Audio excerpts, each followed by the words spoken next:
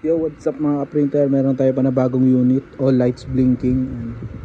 Ibig sabihin niya mechanical trouble. So nilalam sa atin galing pa ang Cavite City.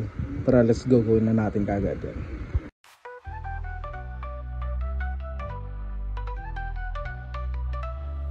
May problema ba ang printer mo? Huwag nang mag-alala dahil nandito na si Second Evangelista, Printer Expert. So bali mga ka-printer, yung red light blinking at green light is wala na. Testingin natin mga print out kasi paper jam nga yung sira nito. So natin ang mag-feed.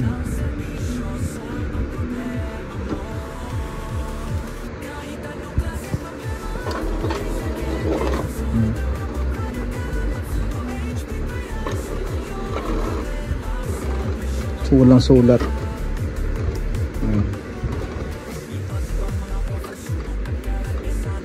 Paper jam tapos no printout. So bale ito yung printer head.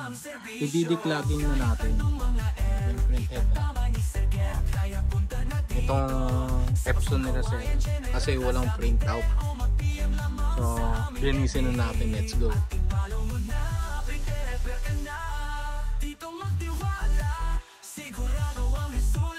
Ayan, itong mga to is ito yung mga nagbabara kaya hindi tumitinta yung printed dito sa ilalim. Kaya pag gumalaw siya sumulat sa papel hindi titinta kasi nagbabara to. So ginamitan natin ng cleaning solution para tumikal yung mga ink na bumabara. So sana maging okay pa yung printout nito at hindi tayo makapagpalit ng printed. So ikabit na muna natin.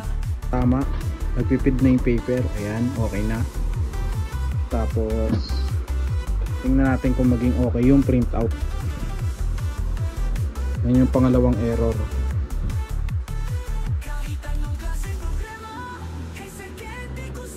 Yun, buo na oh.